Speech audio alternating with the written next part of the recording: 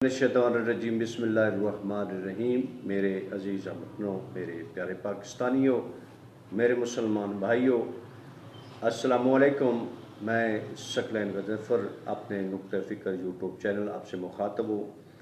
میں جو بھی آپ سے بات شیئر کرتا ہوں ایک حقیقت پہ مبنی بات ہوتی ہے اور ایک نقطہ فکر دیتا ہوں۔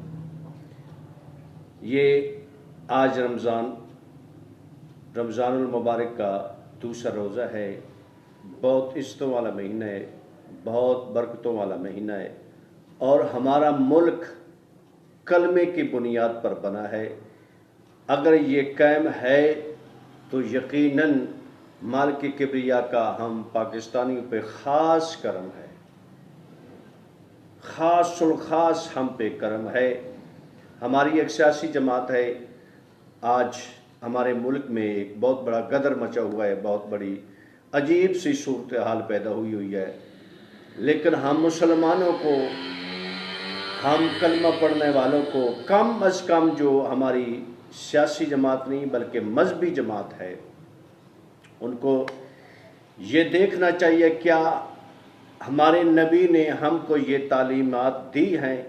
کوئی حدیث، کوئی سیرت، کسی بات پہ جو ہم یہ کر رہے ہیں، اپنے ملک کو دنگا فساد کر رہے ہیں، ملک میں ایک عجیب سما ہم اپنوں کو مارے ہیں، یعنی اپنی عوام کو مارے ہیں، چاہے وہ کس طریقے۔ یہ ہماری مذہبی جماعت ہے، سیاسی اور مذہبی، سیاسی بھی ہے اور مذہبی بھی ہے، تحریک لبیک، عاشقان رسول۔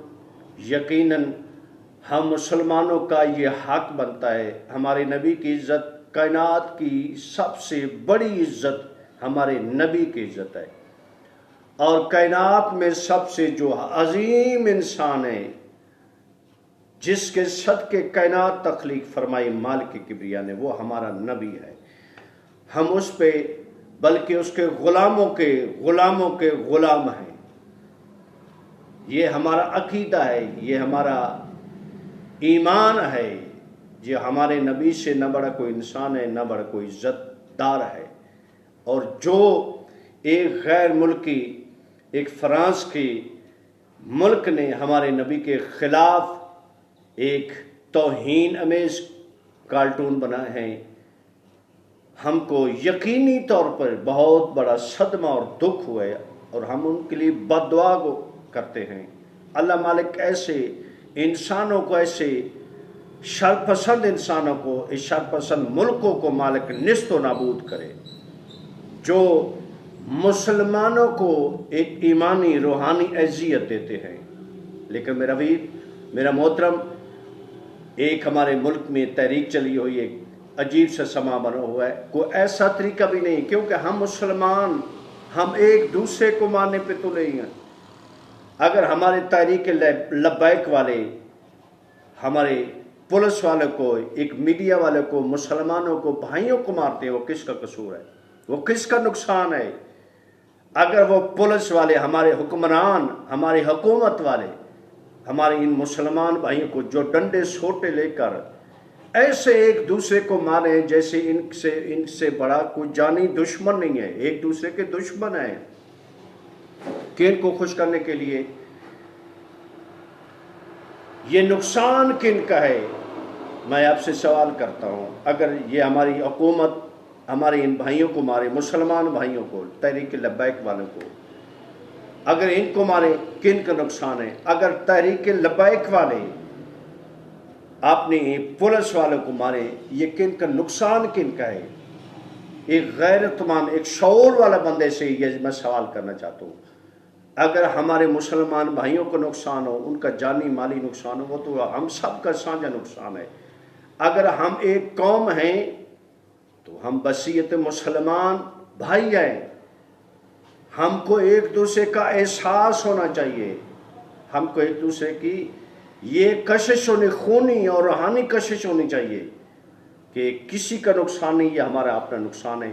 یقیناً اب یہ تحریک لبیک والے، ہر بندہ، چاہے وہ سوشل میڈیا والا ہے، چاہے کوئی بھی ہے، یقیناً اس کی پرزور مذمت کرتا ہے کہ میرے بھائیو ہوش کے ناخن لو، اگر وہ مارے تب بھی ہمارا نقصان ہے، اگر تم مرو تب بھی ہمارا نقصان ہے۔ کہ ہم ایک قوم ہیں، ہم ایک مسلمان ہیں، ہم سب سے پہلے ایک دوسرے کی خیر خواہی چاہتے ہیں، خیر خواہی چاہنی چاہیے، مانگنی چاہیے، دعا کرنی چاہیے۔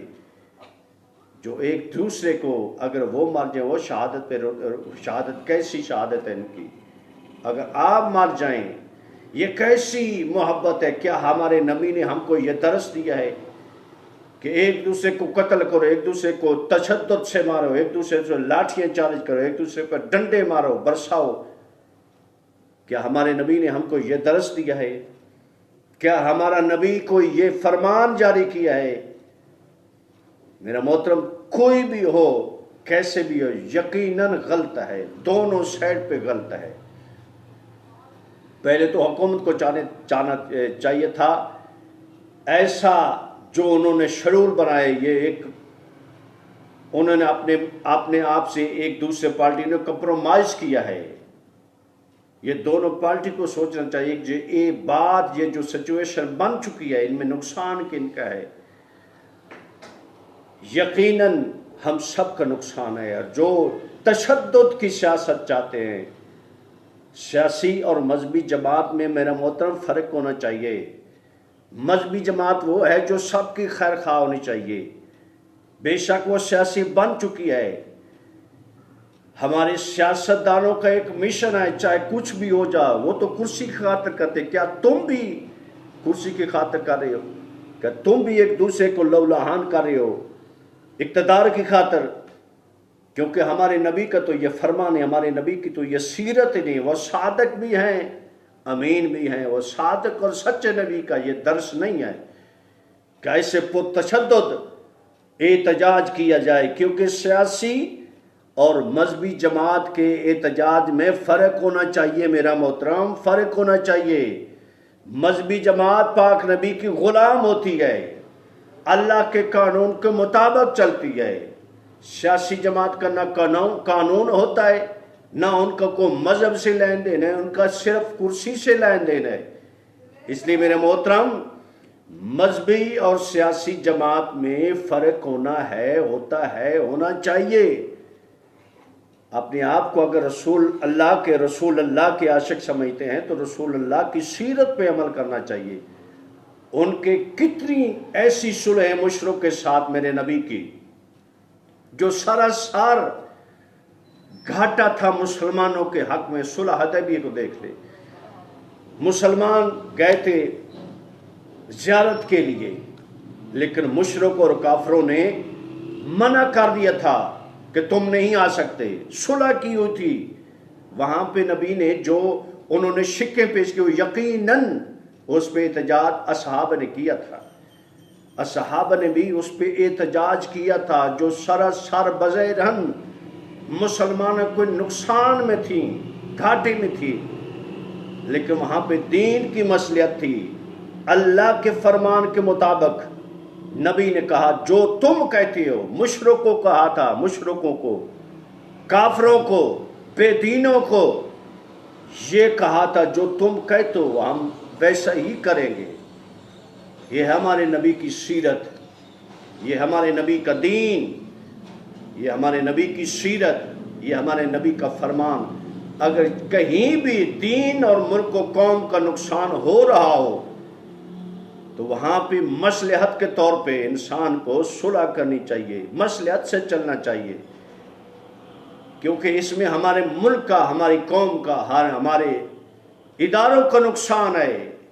تو خدا را ہم دعا ہی کر سکتے ہیں جو مالک میرے ملک کو امن کا گہوارہ اور ملک کا، دنیا کو خوشحال ترین ملک بنائے، اور مالک اس موذمت سے امان پناہ عطا فرمائے، اور ہمارے ان بھائیوں کو جو دین کے نام پر لوگوں کو ڈنڈوں سے، سوٹوں سے مارے، مالک ان کو ہدایت نصیب فرمائے، اور صحیح معنوں میں جیسے پرامن احتجاج ہوتا ہے، مالک ہر فرقے کو، ہماری اس پاکستان کی عوام کو ایسا پرامن احتجاج کرنے کی قوت عطا فرمائے۔